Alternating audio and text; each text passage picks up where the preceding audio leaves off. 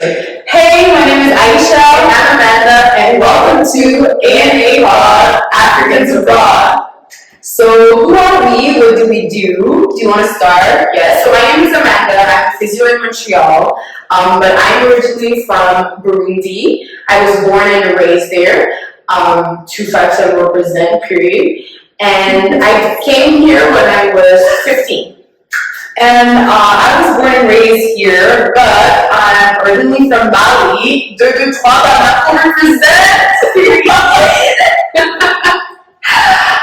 I'm also a physio here in Montreal. Yeah, perfect.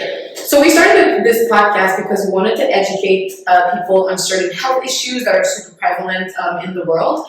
And we also want to give a voice to African diasporans. So we're going to attempt to use our physio background to shed some light on some of these beliefs. As well as have guests come in that are from different backgrounds that can also help us shed some light and just a bit of fun. So just to explain a little bit what is physio, because of course most people think that physio is only about massaging, getting the heat.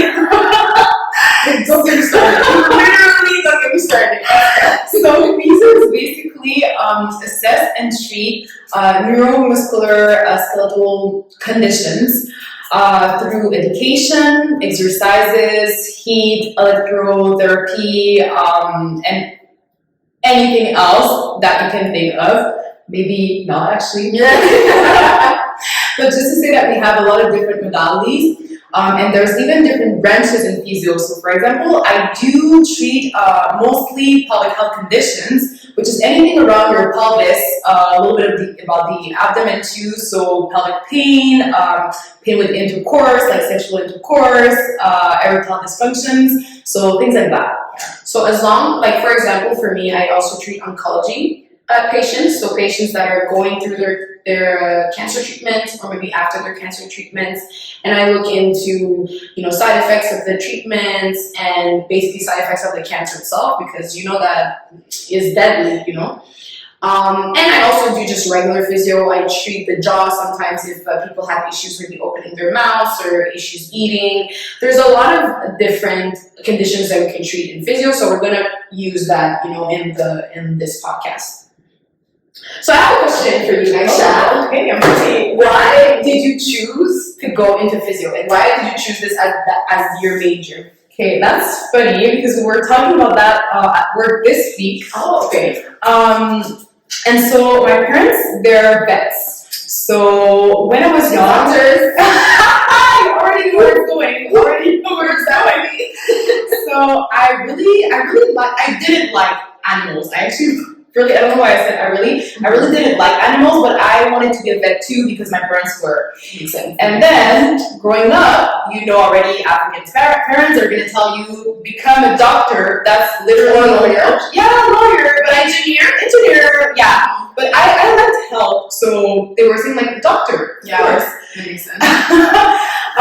And then CJ comes, and I don't get the cut the grades, basically grades. Yeah. So ended up choosing ergo, so with occupational therapy. There you go. So I did a year, and I really didn't see myself as an OT, so I ended up switching to do physio because I'm just saying do the switch. Oh yeah. Because you went to Sherbrooke. Right? I went to Sherbrooke. Yeah. Interesting. Shelby. I don't know what that is.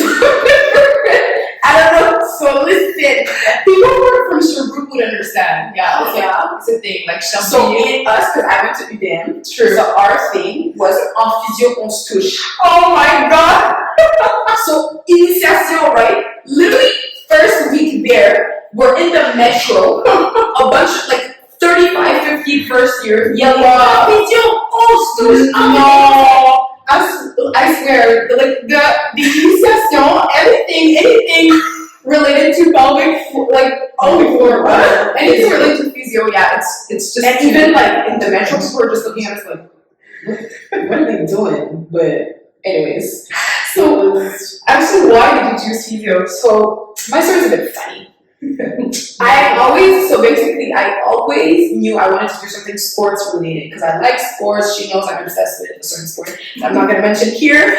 We're not going to talk about. I'm sure we're going to talk about that. I'm sure 100%. So I was obsessed with a certain sport that was like, I want to work for this sport, obviously. But then I was like, I don't like blood. And I really don't like seeing people get injured. That's not my thing. So I was like, I don't really want to become a doctor or a nurse. I don't even like needles. So what am I gonna do? I can't do any of those. So what I did, super easy. I went on Google. I said sports plus health. Enter. And I was like, what's coming up here? And I saw physio, and I was like, wow, interesting. Like, one of my classmates, she was a friend of mine, she actually tore her ACL. She was going to physio and she was like, I love it, it's so nice. You get to talk to people, I'm like, interesting. That was before, you know? Okay, I had encountered physios here and there. Okay. Like, at some point, my grandmother, she had a stroke, so she would go to physio every day. You know, like, I knew what a physio was, but it never, like, popped into my head until I pressed enter, and I was like, okay. Wow. And then I applied. What a story. And she found her career on Google. On Google. Don't be depressed, kids. Even if you're 18, just Google it. Just Google it. Google's your friend. Google. See how we can Google everything? Literally, like your career friend. Google is your fucking friend. You know? Oh my god. So that's how it went for me, and I ended up not hating it. Because at UVM, you actually have your internship second year. Oh, so I was like, I'm not going to waste 3 years before, because other universities, you might have to wait longer. Yeah. So I actually, second year, I was already stashed. And I was like, oh, I like it. Thank God, because the payment, no. I was not going to do that. So what was your first stage? It was at Notre-Dame, Hôpital de Notre-Dame, but it was like external clinic, like private external clinic. It wasn't too bad. Okay, it was pretty good. Which is basically like what we do in clinic. Exactly. Yeah, exactly. Yeah. And it was only 4 weeks. Whole first week was observation. I didn't do anything, so it was okay. It was stressful though. It's your first stage. Yeah. And it turned out funny. I just remember my supervisor. She was a TMJ specialist and she was an oncology specialist. That's how. Literally just clicked to me. We were doing lymphedema drainage in the pool. Whoa! Subliminal message. I swear. I decided I'm just gonna copy you, ma'am. Thank you. Thanks for your career. Work for one bar. That's crazy. Wow. But yeah, that's how it ended up being. So now she's a physio. I am, and I like it a lot. Really. Like, what's your favorite part of it's a good question, but I feel like you see different people. It makes you see people from any types of jobs, any types of level in the society, any types of mindset. So that's what I really like, and I feel like there's not a day where I come back home and I didn't learn anything. That's true. Mm-hmm. That's true. I'm a bit different because you're like super nice. I just like talking to people. I just like hearing stories. So I love, because in the hospitals, people are like more sick. Yeah, no, because they're in the hospital, so they're more sick. So they're not in the mood to tell me about their lives. But private clinic, I know about your daughter, I know about your son, I know he's trying to move out, like I know everything and I love it. Every single day, I'm like, what happened to XYZ? I love it so much. It's my favorite part. And then if they get there, like, yay, but yes. Like we don't care so much, you know? If they tell me they spill the tea, like, but no, really, it feels good when someone comes and like, I'm so much better. You're like, I did my job. Yeah. You did your period, like our teamwork worked.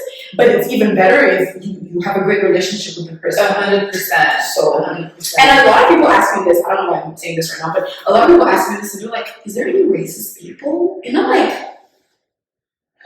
as patients or as because like employees, whatever. Yeah. Patients. I never had someone, oh my god, I've never had someone be like, I hate blacks.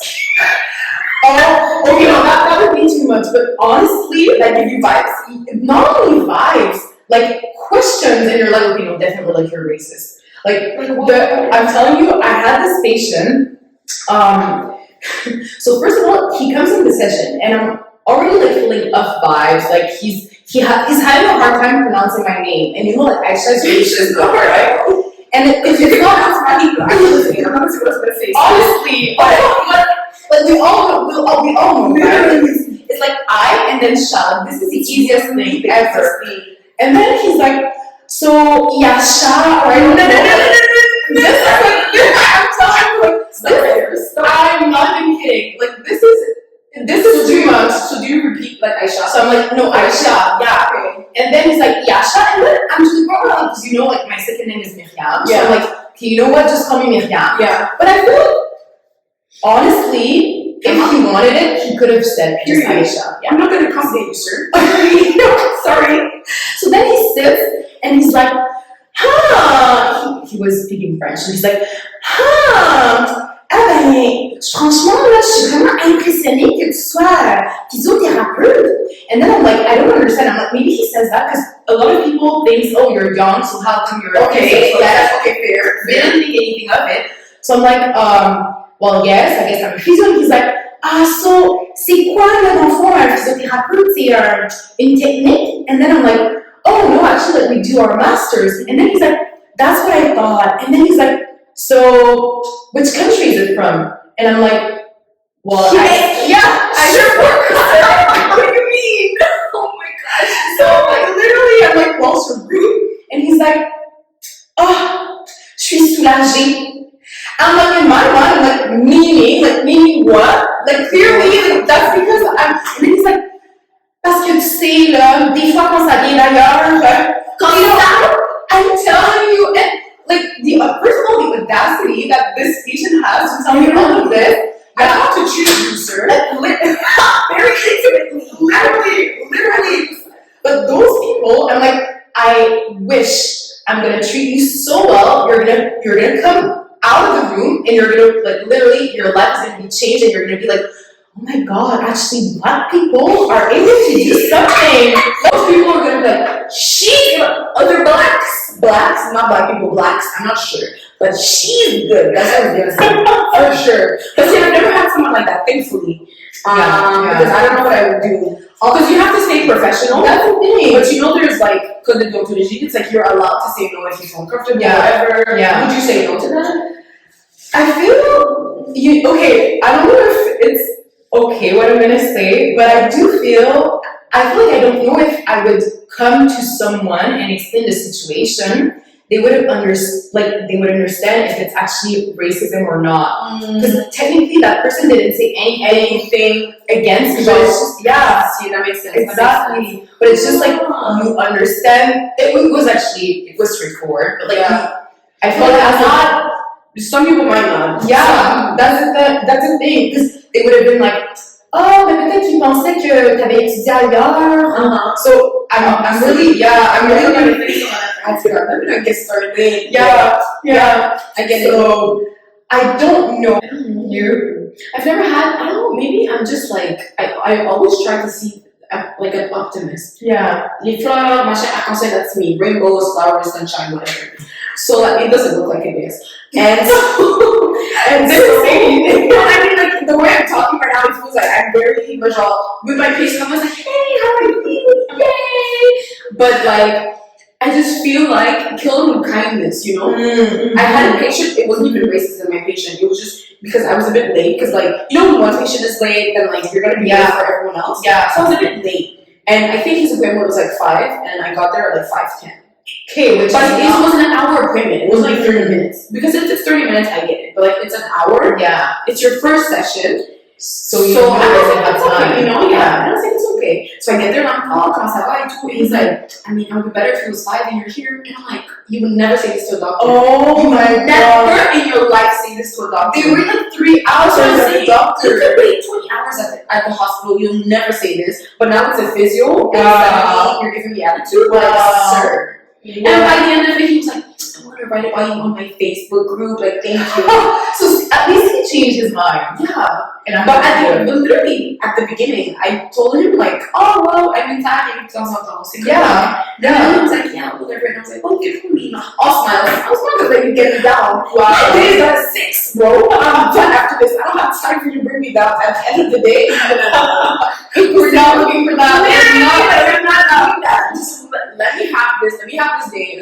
especially if my day was going well. So I was like, no, hell no. It's not you who's gonna Exactly. Oh my god. That situation is very, it's tricky. Did you tell your boss? I did not. I told some of the reception staff. Yeah. And they were like, oh my god, no, poor you. Like, poor you. But I don't know if they would have done something. Like, they were just like, oh, poor you. Yeah. So, I don't even know if I would feel comfortable telling the bosses. Yeah, that's the thing. That's the thing. Actually, I might, one of them, because she's like Filipino. So I might tell her. Oh, okay. And she's like half Filipino, half Lebanese. Okay, so she'll get it. I feel like it's not even because it's more because it's her, like, how can I say that? It's not even because she's white, it's more because, like, it's her clinic. Yeah. So I'm like, what is she gonna think about me answering to those comments? Mm-hmm. Yeah. So. But there's actually another situation that happened at my clinic, and the patient was being, like, not racist, but she was just saying mean stuff to the reception. I think the reception, she was Asian. I wasn't there at the time. This is the story that they told me. And at la fin, she was crying, like the receptionist. Oh no. And so what they did was that at some point they, like, told her she couldn't come for a few months. The patient. Oh my god. Yeah, they told her, like, sorry, Michelle, you're making her uncomfortable. And the receptionist ended up quitting. So the patient, a few months after she came back. Michelle. Yeah. Oh my god. Yeah, it's crazy. It's a crazy situation. It is. Yeah, there's so many things. Honestly, like, if you go, honestly, admin, receptionist, I have so much respect for you guys. Same, because some of these people, they will be the biggest, like, douchebags. Yeah. To you. Yeah. And when the physio comes out, they're like, oh my god, 100%. 100%. I'm telling you, 100%.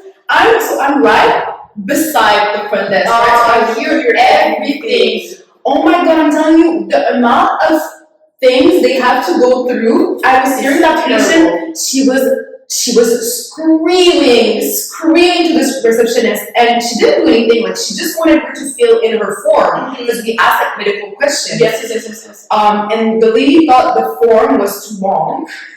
So she threw the paper at the receptionist. She literally, like, took the paper back and she threw it on her. And she screamed, she's like, this is too long, I'm not gonna fill this up. I hear everything. It was your patient? It was my patient. The receptionist, she comes into my room and she's like, I'm just gonna warn you, like, the next patient might be something. So I come in, I'm a bit scared. Yeah. And then the patient just like, oh, hey, nice meeting you. Like, the sweetest. They're like, bro, yeah. Wasn't it you like 2 seconds ago? Like, I heard you. I recognize your voice. What do you mean? Oh my god, I'm telling you. Crazy. Yeah. Anywho, I feel like I get what you mean. But I think most people will be mean on the phone. But, like, a lot of the people, they're actually not scared, but they're more reserved in person. People can't do something foot, and they come in person, and they're not as bad. Yeah, that's true. They're never as bad. Well, I guess that they use something else. But most of the time, they're not as bad in person. That's true. That's true. Yeah, because I've seen, not at the reception. I don't know if I told you, I used to work at McDonald's.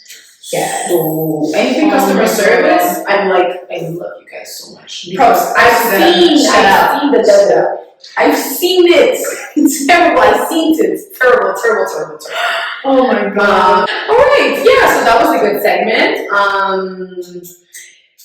Is there anything new that you learned this week? Yeah, so this weekend, we actually had a course on history fitting. So just to explain a little bit, it might be a little bit uncomfortable. Graphic? Yeah. But people with vagina, well, am I allowed to say that? We'll just censor it. Okay, alright. They can actually have organs falling through the hole. So when this happens, you can have surgery, but nowadays they're trying to avoid that as much as they can. So instead, they're gonna put a device. It's like a brace, but for your JJ. And basically, they're gonna insert it inside, and that's gonna almost support the organs falling down. So you're gonna have less symptoms. Yeah. So that's what I learned this week.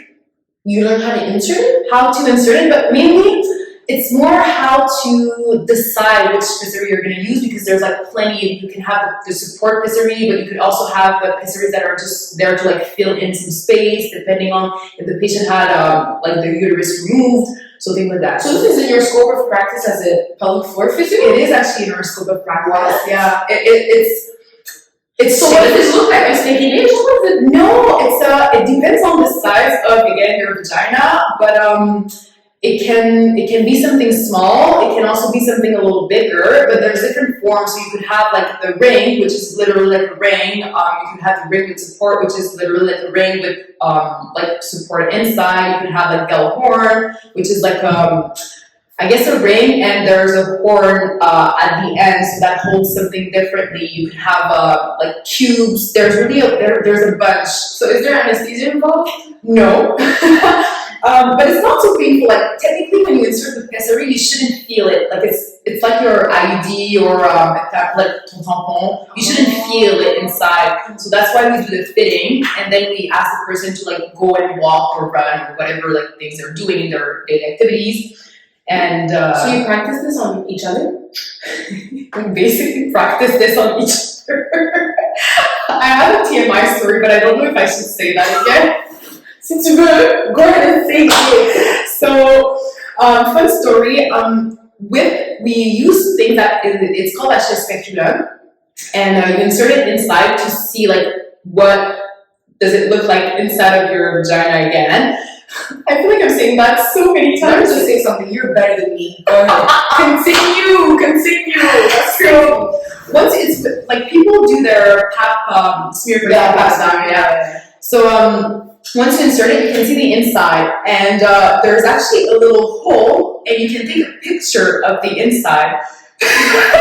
So I actually was wondering what it looked like, because you know, like you see your face, you see your hands, you see like your whole body, but you never see down there.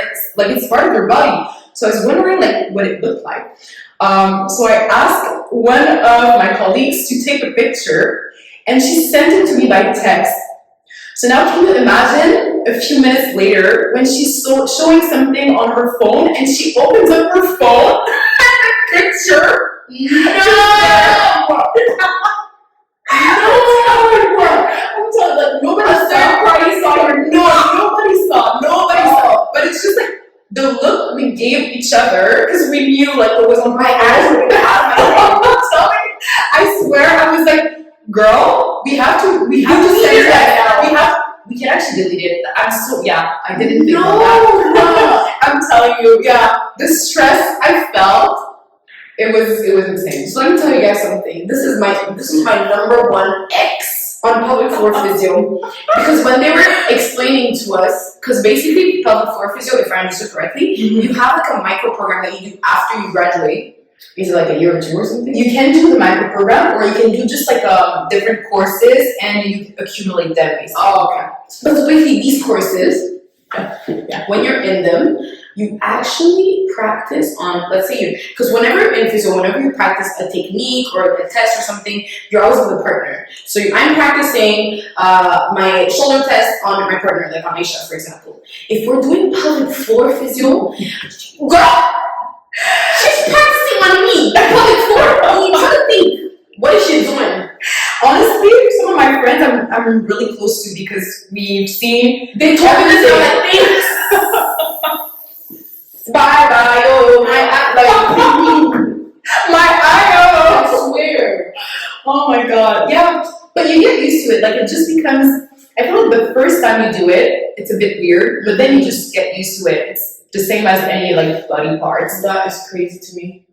And I'm telling you, what is even more interesting is how patients will come into your office and they're really shy at first, but then they just end up being like a line of people talking about their whole life as if like it was the most normal setup ever. Like, to be fair, they spend an hour. Like even a gynecologist, it's not as long. True. So you end up being like this, like this for life.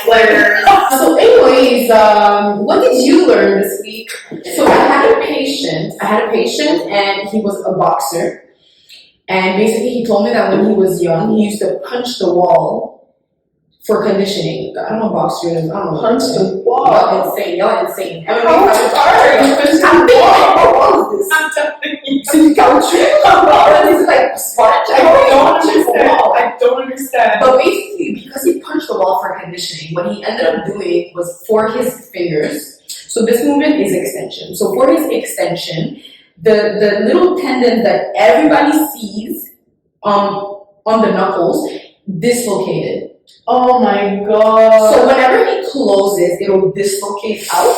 And whenever he wants to open it, he can't like open it completely. Oh my He struggles god. to open it, as if someone was holding his finger back. It's basically stuck. Literally. But he didn't have an issue with it. He just told me, oh yeah, I have this. And I was like, this is not your main issue.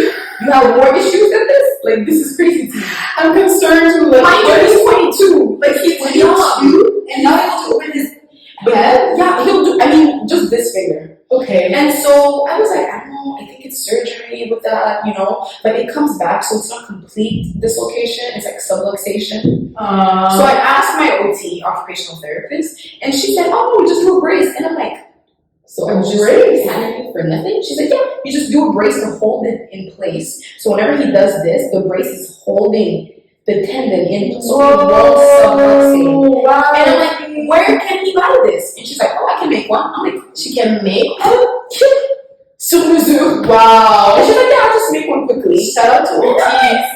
Literally, I'm like, bitch, you're it. You're her. Yeah. You're her. You're her. She is her. And on top of that, I told her, you know, he's an international student, you know, he doesn't have insurance, whatever. And she's like, I'll just do it for free. Like, I'll do the brace for free, but like, the consultation, I'll charge it. Yeah. Mais genre, because the brace doesn't, ça coûte rien, genre. It's like Oh, $5. okay. So she was like, yeah. I said, you are a real one. She is. Period. She is the real On top of hero. that, she's an associate. Oh, let's go! You know, let's I go! was like, you're my girl. Like, I knew you were my girl. I knew it. So then that's what I learned. Wow. So OTs, so you have hand specialist OTs, and she can make braces, but I didn't know you can make braces for like a small, you know, little tendon that's For the knuckle. in and out of place. Wow. But I think it's like a whole hand, like here. And Oh, here, okay. It's gonna be around the whole Yeah, head. exactly. I don't think you could reach just a hand, but I don't think it'll block your mobility.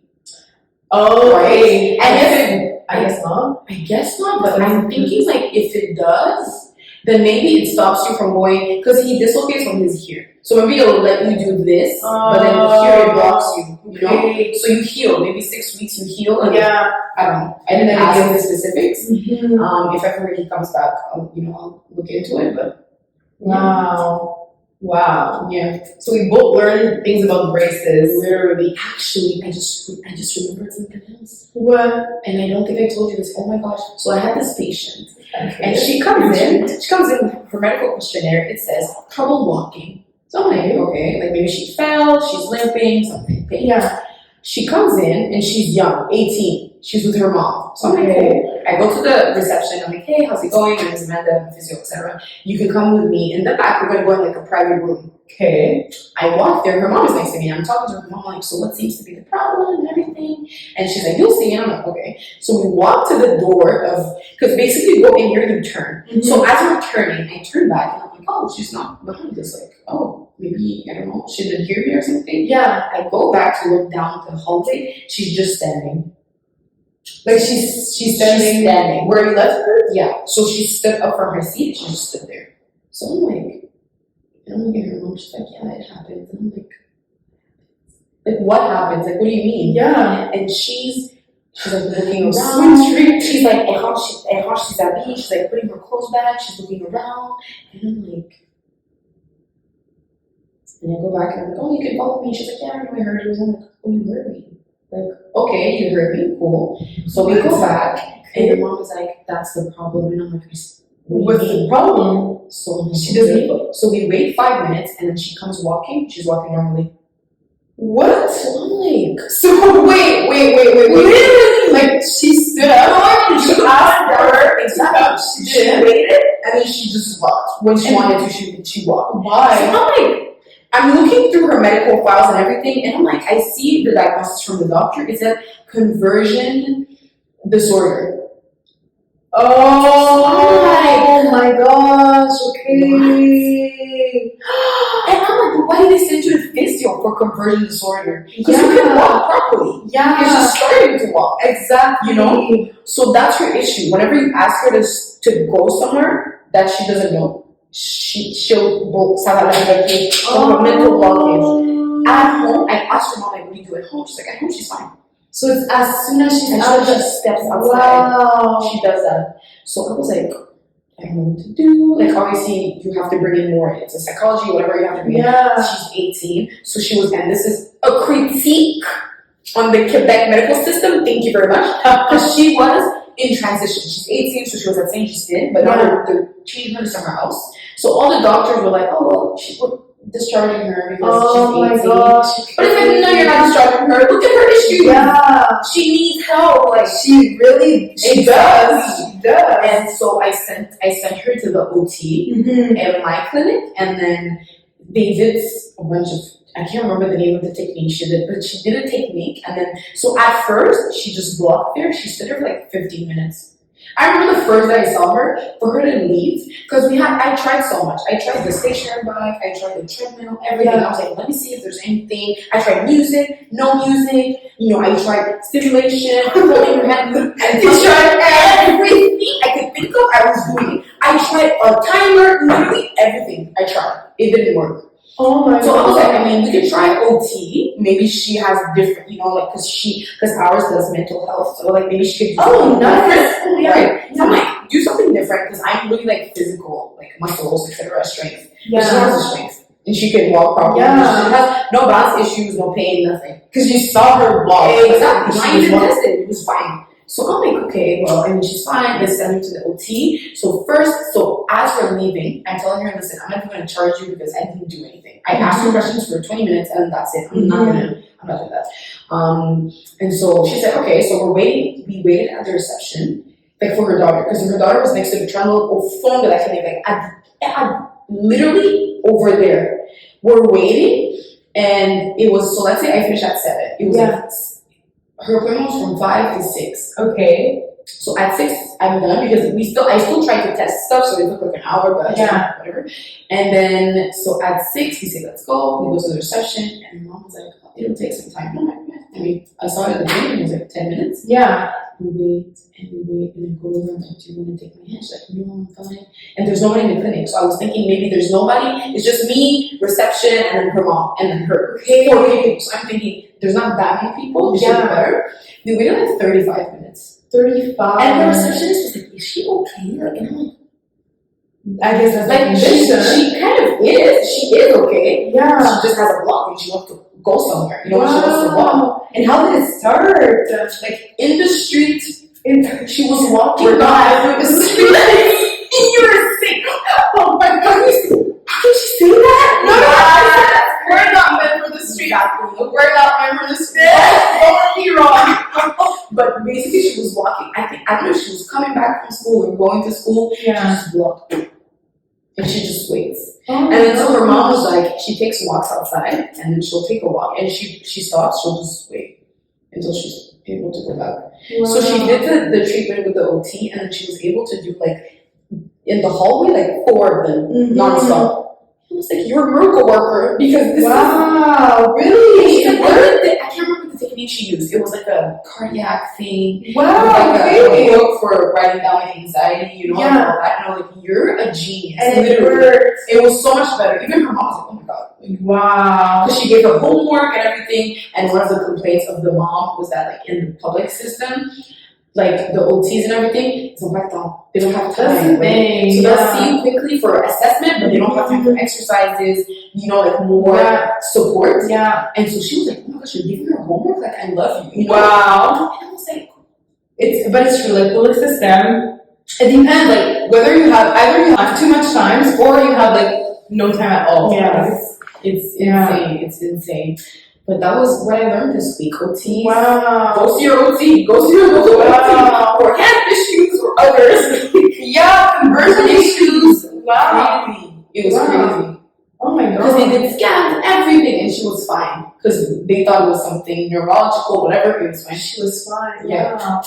It's my first time, like, I've seen like a psychosomatic issues, but like conversion like this, it's the first time I hear about that. Yeah. It was insane. So It was very interesting, to be fair, but it was just like, what? Right? So at least now I can say I've seen something like that. Yeah, that's something definitely. Wow, crazy. Yeah.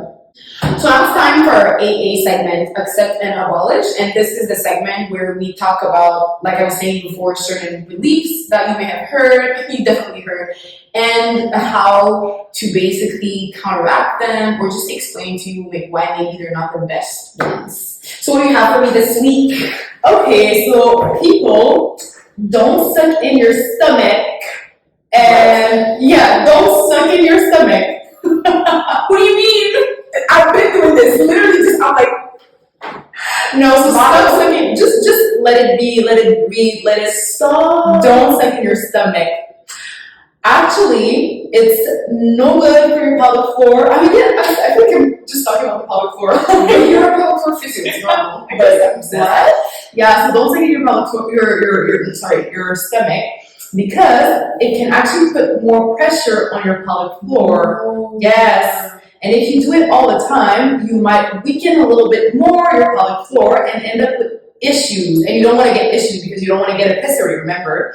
So, I just remember, I don't want to do that again. That's good. Yeah, especially because people that are sucking in their stomach, they're doing it for forever. Aesthetic, yes. But like mostly forever. Let's say, so many times I've heard my friends, and probably like you too, like, oh, there's a picture of it. Let me just suck in my stomach. Stop! I think literally last weekend. No. I think 2 weekends ago. No. I'm pretty sure. Okay, well, like, let me just retake this one. It's like, okay, that's good. Or so, you want to suck in more? No. Oh my goodness. So you have to accept and abolish. Yes. Oh my God. Yes. If you do it like once in a while, that's fine. Like you could even do it as a test to know if you're able to engage your abdominal muscles. But technically, you shouldn't suck in your stomach. You shouldn't suck in your stomach. So just stop. Just stop. Yeah. And what type of problems can you get? So on the long run, it can actually, because your pelvic floor will get weaker, you could get incontinence, you could get back pain, you could get pelvic pain. It could lead to prolapses. I'm so sorry.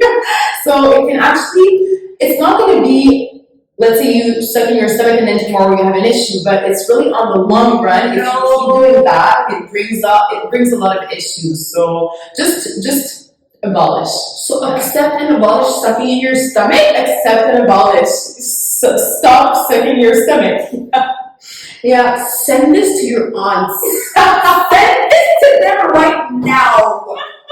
No! I'm in shock right now. That's crazy. Yeah. Don't do it, girls. You don't want to prolapse. You don't want that. That's one thing you don't want, for sure. You don't want back pain. Let me tell you, who wants back pain? Who wants back pain? Nobody.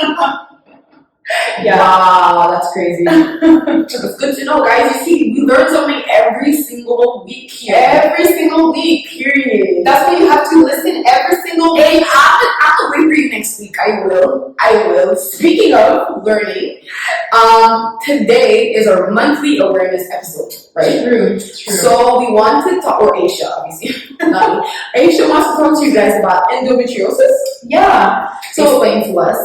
Okay, so today, well actually not today, but March is Endometriosis Awareness Month. So I feel like it's a good way to start the first episode. Also, yes. And basically what endo is, it's when you have endometrial tissue, which is the tissue growing inside of your uterus. But instead of growing inside of your uterus, it's growing outside. So you could have it anywhere else. People would say, for example, in the pelvic floor, in the pelvis, but it could also be in your lungs, it could be in your diaphragm. Lungs! It could be anywhere. Yeah. Stop. I didn't know that part. Yeah, no, it could be anywhere. There's not a lot that is known yet about endometriosis, but what they know is that the main symptoms that people will have is pain that will follow the menstrual cycle, basically. Oh, okay. Now, people could have other symptoms. For example, just pelvic pain in general.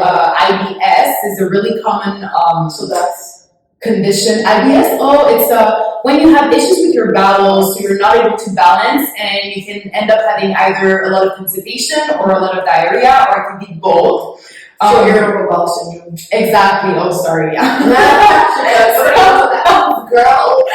But you know, a lot of times people will have endo, but because there is so many things that can happen with endo, they're gonna think, oh, I just have IBS, or I have polycystic ovarian syndrome. Yes. You know, yeah. But actually, it is endo, and it's something pretty common because actually, what is known now till today is that 1 woman out of 10 is gonna have endometriosis. So it's actually a lot. So what are I'm curious now. What are the main symptoms? Like if you have this, check if you have endo. So I would say that it's not necessarily the main symptoms, but it's one that's going to make it easier for us to maybe think, oh, there might be endo, and that's really the pain that will go along with the menstrual cycle. So usually during your menstruations, the pain is worst.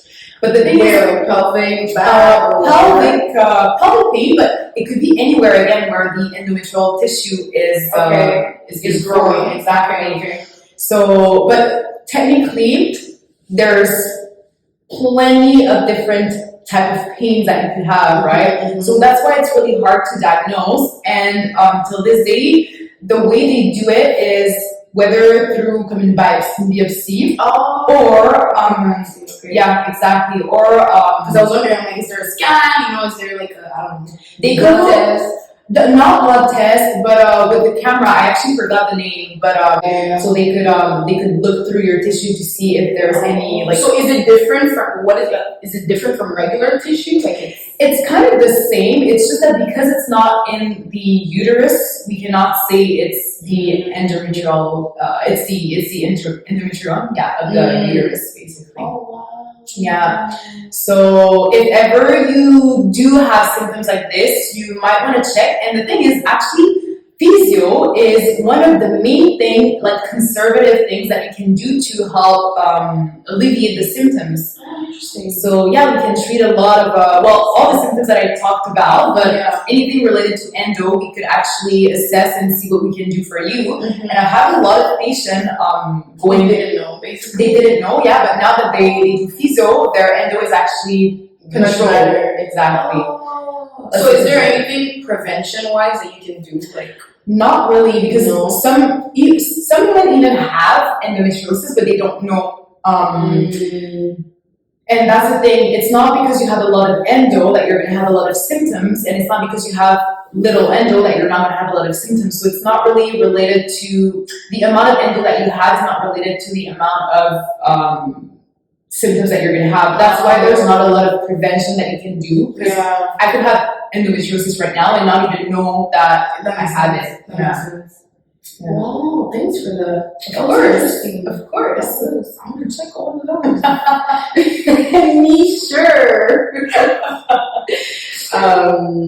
My favorite part, yes. So what is it? What is the craziest thing that you've experienced this week? I'm so excited about this. It was actually last week, but it was last Thursday.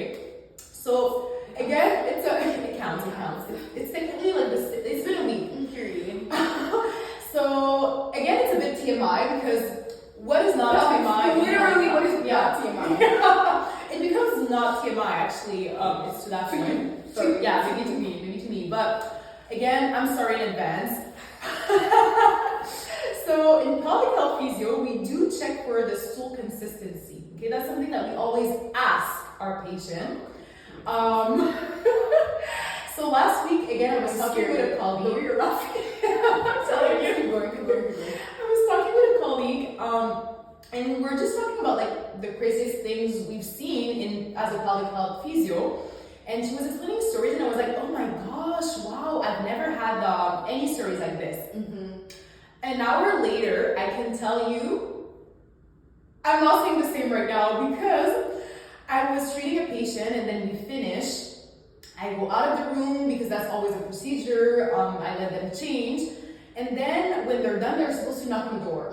So I hear a knock and I think, oh, she's ready. So not me opening the door to find her in front of me with a tissue full of her shit. And like when I say shit, it's like literally shit. And she asked me, she's like, so did you want to see my shit? Like, well, she didn't say that like that. She said like, did you want to see my stools? Yeah. But honestly, I'm not lying. In my mind, I was like, well, not necessarily. But in her defense, it's true. What do you mean? In her defense, it's true because she's having a lot of her stools are really, really liquid. So I'm always asking her like, what's your stools? What are your stools looking like? So I guess in her mind, she was like, oh, I'm gonna show her. So I really like, I get it. I was just not expecting to see it. So I just took the paper calmly. I took it and I'm like, thank you. And Did you have gloves? threw it in. I put my gloves on before I took it, but yeah. So that's my crazy story of the week, let's say. Yeah. I don't even have one. I'm over it. I don't have anything to beat you. That is insane. Say, listen. I put my hands up to the sky. Oh my God. I'm sorry, Miss Jackson. What? But honestly, the amount of the stories that you will have in public health physio, they're always TMI. Like, and it's no shades to the patients at all. Like, I love my patient. It's just how it goes. Yeah, and you would not expect, like, not at all, not at all. So yeah. Not the tissue. The tissue. Would you like to see? No! I'm sorry, I wouldn't actually. She asked so politely. Thank God it wasn't your lunch. What if it was your lunch? Oh my God. Well, you know what? Okay, like fun things are not really fun, but I feel like it's to the point where I actually don't care. Like I could see that and go. I feel like that's what I want to be. You know. I want to get to there. I want to get to where I'm like I couldn't care less. There you go. There you go. Yeah. And talk about these subjects. Like you talk about that in mind. If I could never. Because for sure you talk about this like with everybody the same way. Honestly, yeah. Because now you have to talk about it with your patients. For me, it's like, do you exercise? I'm never gonna talk about TMI stuff like that. You know? That's crazy. Yeah. It's freeing though. But this patient and I, we don't need to. No, on n'a pas besoin. You went for life first for sure. Yeah, she's gonna do all that. She's not gonna do that to any physio, by the way. Any pelvic floor physio, she's not doing that. And so to finish this first episode off, where I'm gonna ask Aïcha what her song of the moment is. What are we feeling? What are we listening to? Okay, I already know the answer to this. My song of the moment is Rush by Aerostar. I never know how to pronounce her name. Is it? Because there's a Y, right? Yeah, it's like Era, but like it's A-Y. I know what you mean. Yeah.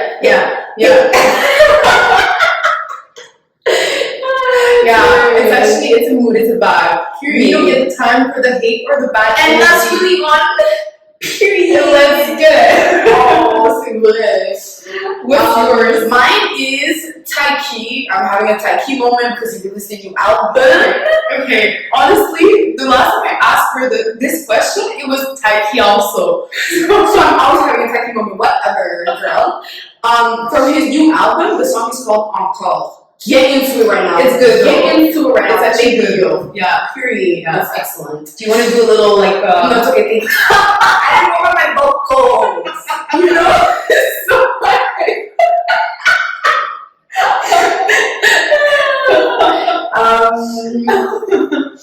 so I guess that's it. All right. Thank you guys for listening, and we'll see you next time on A Pod Africans Abroad.